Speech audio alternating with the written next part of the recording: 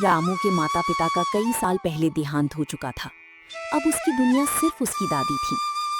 गरीबी इतनी थी कि कई बार दोनों को एक समय का खाना खाकर ही सोना पड़ता था। लेकिन रामू कभी शिकायत नहीं करता था। उसे विश्वास था कि मेहनत और ईमानदारी से एक दिन उसकी किस्मत जरूर बदलेगी। सुबह सूरज निकलने से पहले ही रामू उठ जाता है। बेटा, इतनी सुबह क्यों उठ गया? दादी, जंगल जल्दी पहुंचूंगा तो ज्यादा लकड़ियां मिल जाएंगी। अपना ध्यान रखना।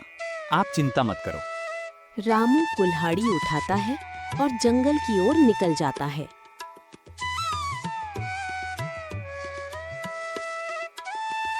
जंगल में कई लोग लकड़ियां काट रहे होते हैं। रामू सूखी लकड़ियां इकट्ठी करता है ताकि पेड़ों को नुकसान न पहुंचे। अरे रामू, तू इतना मेहनती क्यों है? मेहनत ही गरीब का सहारा है चाचा। सही कहा बेटा। घंटों मेहनत करने के बाद रामू लकड़ियों का बड़ा गट्ठर तैयार कर लेता है। रामू लकड़ियां बेचने बाजार पहुंचता है। वहीं गांव का घमंडी मुखिया खड़ा होता है। अरे रामू, फिर आ गया लकड़ियां बेचने? जी मुखिया जी। तुझे देखकर लगता है गरीबी कभी तेरा पीछा नहीं छोड़ेगी। पास खड़े कुछ लोग भी हंसने लगते। गरीबी बुरी नहीं होती मुखिया जी, हार मान लेना बुरा होता है। मुखिया नाराज होकर चला जाता है। शाम को घर लौटते समय रामू को झाड़ियों में आवाज सुनाई देती है। वो पास जाकर देखता है। एक मुर्गी घायल पड़ी होती है। अरे, तू यहाँ कैसे? मुर्गी दर्द से तड़प रही होती है। रामू उसे उठाकर घर ले आता है। ये क्या उठा लाया? दादी, ये घायल थी। हमारे पास अपने लिए खाना नहीं है। लेकिन इसे मरने के लिए नहीं छोड़ सकता था। तू बहुत अच्छा है बेटा। रामू मुर्गी के घाव साफ करता है। दिन बीतते जाते हैं। मुर्गी धीरे धीरे ठीक हो जाती है। अब वो पूरे घर में घूमती रहती है। रामू उसे प्यार से चंपा नाम देता है। चंपा, अब तू हमारे परिवार का हिस्सा है। दादी मुस्कुराने लगती हैं। एक सुबह दादी जोर से आवाज लगाती हैं। रामू, जल्दी आ। क्या हुआ? देख, चंपा ने अंडा दिया है। रामू खुशी से उछल पड़ता है। सच में? अब हम इसे बेच सकते हैं। कमाई पहले से थोड़ी बढ़ जाती है। रामू, तेरे अंडे अच्छे होते हैं, कल और लेकर आना। जरूर। रात को रामू और दादी खाना खा रहे होते हैं। दादी, हाँ बेटा। मैं सिर्फ अंडे बेचकर नहीं रहना चाहता। मैं कुछ बड़ा करना चाहता हूँ। क्या? मैं एक दिन गांव का सबसे अच्छा चिकन बिरयानी वाला बनूंगा। दादी हैरान हो जाती है। इतना बड़ा सपना?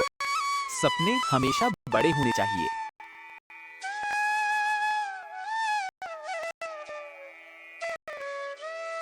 रामू हर दिन कमाई का थोड़ा हिस्सा बचाने लगता है।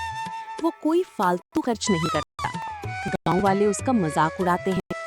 रामू करोड़पति बनने की तैयारी कर रहा है। रामू कुछ नहीं कहता। एक दिन मुखिया फिर मिलता है। सुना है तू बिरयानी बेचने वाला है? जी। तेरे पास दुकान कहाँ है? पैसा कहाँ है? अभी नहीं है, लेकिन होगा। सपने देखना बंद कर। रामू मुस्कुराकर आगे बढ़ जाता है।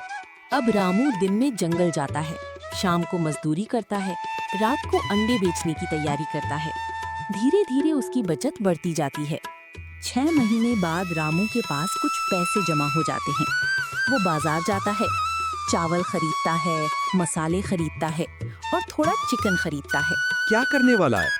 बिरयानी बनाऊंगा। शुभकामनाएं बेटा। घर पर दादी और रामू मिलकर बिरयानी बनाते हैं। देसी मसालों की खुशबू पूरे गांव में फैल जाती है। लगता है बहुत स्वादिष्ट बनी है। आज पता चल जाएगा। रामू पुराने लकड़ी के तख्तों से एक छोटा ठेला बनाता है। उस पर लिखता है, रामू स्पेशल चिकन बिरयानी। गांव वाले देखकर हंसते हैं। ये भी कोई दुकान है? 2 दिन में बंद हो जाएगी। कई घंटे बीत जाते हैं। कोई ग्राहक नहीं आता। रामू उदास हो जाता है। तभी एक बूढ़ा यात्री वहां आता है। बेटा, खाना मिलेगा? जी। गरम बिरयानी है। यात्री बिरयानी खाता है। उसकी आंखें चमक उठती हैं। वाह, इतनी स्वादिष्ट बिरयानी मैंने वर्षों बाद खाई है। रामू खुश हो जाता है। शाम को रामू पैसे लेकर घर पहुंचता है।